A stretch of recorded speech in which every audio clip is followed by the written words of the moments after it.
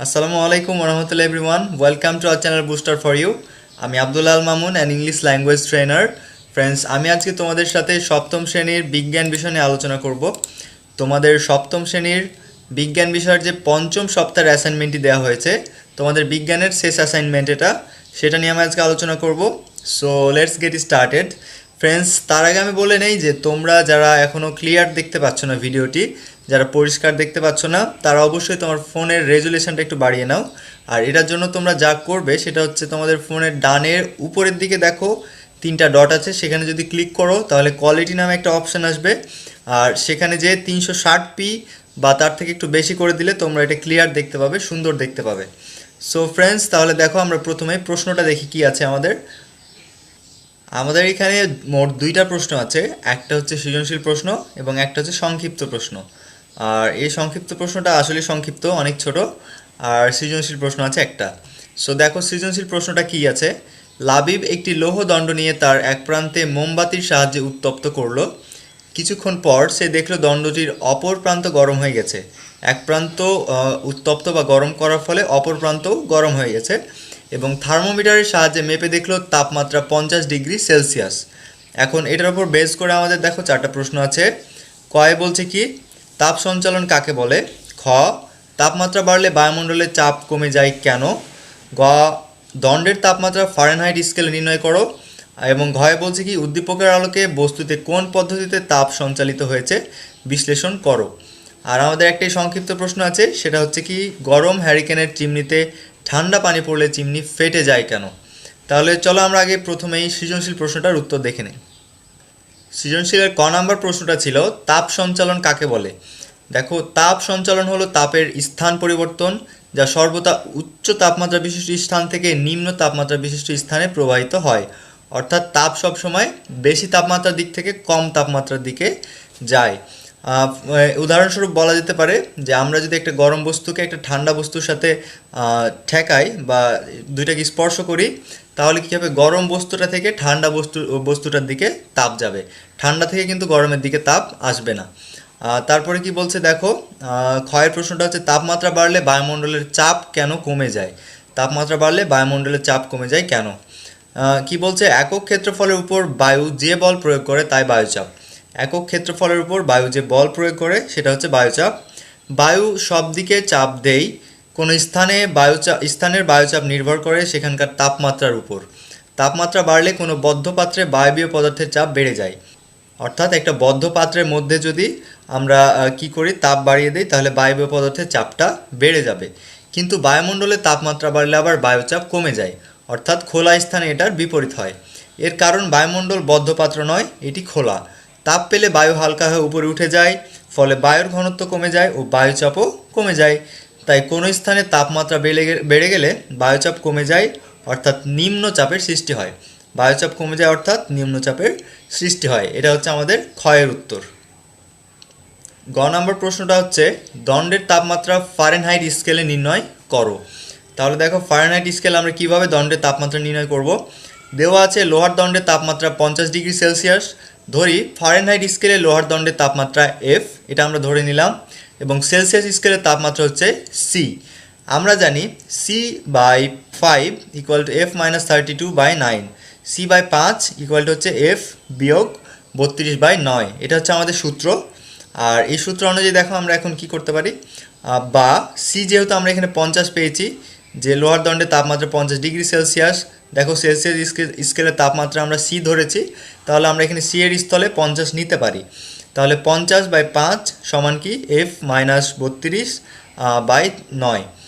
বা আমরা লিখতে পারি কি 5 গুণিত, আমরা যদি এখন আড়াআড়ি গুণ করি এটাকে যদি আমরা আড়াআড়ি গুণ করি এই যে ক্রসের মতো, তাহলে কি পাবো, 5 গুণিত F-32 সমান এই যে 50 গুণিত 9। তাহলে দেখো তারপর কি আসছে, 5 গুণিত F-32 সমান কত, আমরা যদি 50কে 9 দিয়ে গুণ করি তাহলে উত্তর ফলটা কত আসবে, 450। এরপরে দেখো, এরপরে হচ্ছে বা F-32 সমান হচ্ছে 450/5। অর্থাৎ এই 5টাকে আমরা এদিকে যদি পাঠিয়ে দেই, তাহলে এদিকে যেহেতু গুণ আছে তাহলে এদিকে সেটা ভাগ হয়ে যাবে। তাহলে 450/5 বা F-32 সমান 90। অর্থাৎ 450কে 5 দিয়ে ভাগ করে আমরা 90 পেলাম, বা এফ সমান কত 90 যোগ 32, অর্থাৎ এদিকে -32 ছিল, এদিকে এসে কত হবে +32 হয়ে যাবে। তাহলে 90 যোগ 32 সমান কত হয়, এফ ইকুয়াল টু 122। অতএব F equal to 122 degree Celsius, অর্থাৎ লোহার দণ্ডের তাপমাত্রা ফারেনহাইট স্কেলে 122 ডিগ্রি সেলসিয়াস। কারণ আমরা এফ সমান ধরেছিলাম কি, দেখো ফারেনহাইট স্কেলে লোহার দণ্ডের তাপমাত্রা আমরা এফ ধরেছিলাম, আর এফ এর মান কত পেলাম আমরা, এফ এর মান পেলাম 122 ডিগ্রি সেলসিয়াস। তাহলে এটাই হচ্ছে আমাদের ঘয়ের উত্তর। বন্ধুরা, আমাদের একের ঘয়ের যে প্রশ্নটা ছিল সেটা হচ্ছে উদ্দীপকের আলোকে বস্তুতে কোন পদ্ধতিতে তাপ সঞ্চালিত হয়েছে বিশ্লেষণ করো। অর্থাৎ তাপ সঞ্চালনের পদ্ধতিটা আমাকে বিশ্লেষণ করতে হবে। সো আমাদের ঘয়ের অ্যান্সারটা দেখি আমরা এখন। ওকে, দেখো বলছি কি উত্তর, উদ্দীপকের লোহদণ্ডটির মধ্য দিয়ে পরিবহন পদ্ধতিতে তাপ সঞ্চালিত হয়। নিম্নে বিশ্লেষণ করা হলো।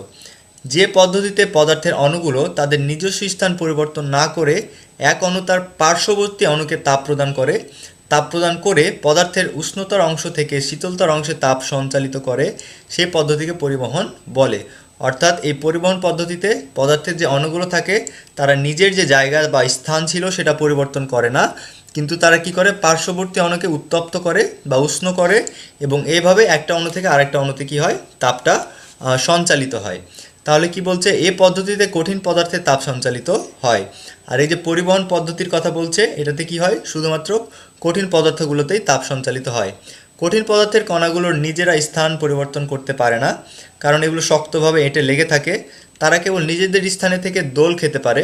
কঠিন পদার্থে গরম কণাগুলো দোল খেয়ে পাশের ঠান্ডা কণাকে তাপ দিয়ে দেয়। পাশের ঠান্ডা কণাটি গরম হয়ে তার পাশের ঠান্ডা কণাকে আবার তাপ দেয়, অর্থাৎ এই প্রক্রিয়াটা চলতেই থাকে।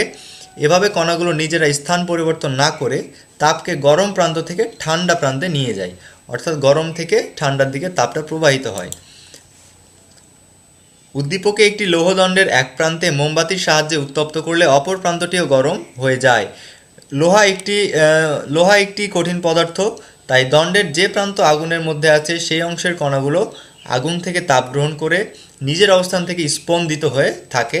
এই স্পন্দনের মাধ্যমে উত্তপ্ত অণুগুলো পার্শ্ববর্তী অণুগুলোকে তা প্রদান করে, অর্থাৎ স্পন্দন মানে একটা কম্পনের সৃষ্টি হয়, এবং এই কম্পনের মাধ্যমে কি করে, তাপটা পরিবহন করে। সে অণুগুলো উত্তপ্ত হয়ে আবার তাদের পার্শ্ববর্তী অণুতে তাপ সঞ্চালিত করে। এভাবে পরিবহন পদ্ধতিতে লোহের দণ্ডে তাপ সঞ্চালিত হয়। তাহলে এটা হচ্ছে আমাদের ঘয়ের উত্তর, কিভাবে তাপটা সঞ্চালিত হচ্ছে তার বর্ণনা। আর আমাদের আরেকটা আছে ছোট্ট প্রশ্ন, সেটা হচ্ছে সংক্ষিপ্ত প্রশ্ন। ফ্রেন্ডস, আমাদের শেষে একটা আছে সংক্ষিপ্ত প্রশ্ন, অনেক ছোট। তো দেখো কি বলছে, প্রশ্নটা হচ্ছে গরম হ্যারিকেনের চিমনিতে ঠান্ডা পানি পড়লে চিমনি ফেটে যায় কেন? উত্তরটা হচ্ছে, সাধারণত কাঁচ তাপের কুপরিবাহক, অর্থাৎ কাঁচের মধ্য দিয়ে তাপ খুব অল্প পরিমাণে পরিবহন হতে পারে। এই কুপরিবাহক কাঁচ দিয়েই হ্যারিকেনের চিমনি তৈরি। হ্যারিকেনের শিখার তাপে চিমনি উত্তপ্ত হয়ে প্রসারিত হয়। যখন এই গরম চিমনির উপর ঠান্ডা পানি পড়ে তখন চিমনির বাইরের অংশ সংকুচিত হয়, কিন্তু ভেতরের অংশ একই সময়ে সংকুচিত হতে পারে না। এই অসম সংকোচনের ফলে গরম হ্যারিকেনের চিমনির উপর ঠান্ডা পানি পড়লে চিমনি ফেটে যায়। সো ফ্রেন্ডস, এটা ছিল আমাদের সংক্ষিপ্ত প্রশ্নের উত্তর, আসলে সংক্ষিপ্ত। আশা করি তোমরা অ্যাসাইনমেন্টটি বুঝতে পেরেছো। তারপরে তোমাদের কোনো কনফিউশন থাকলে আমাদেরকে কমেন্ট বক্সে জানাবে। আর ফ্রেন্ডস, তোমরা কোন জেলা বা কোন গ্রাম থেকে আমাদের ভিডিওগুলি দেখছো প্লিজ কমেন্টে জানিয়ে দেবে। আর অবশ্যই আমাদের চ্যানেলটি সাবস্ক্রাইব করবে আর বেল বাটনটি ক্লিক করে দেবে, যাতে করে আমরা কোনো নতুন ভিডিও আপলোড দিলেই তোমরা সেটা সাথে সাথে পেয়ে যাও। ভালো থাকবে, সুস্থ থাকবে। আসসালামু আলাইকুম ওয়া রাহমাতুল্লাহ।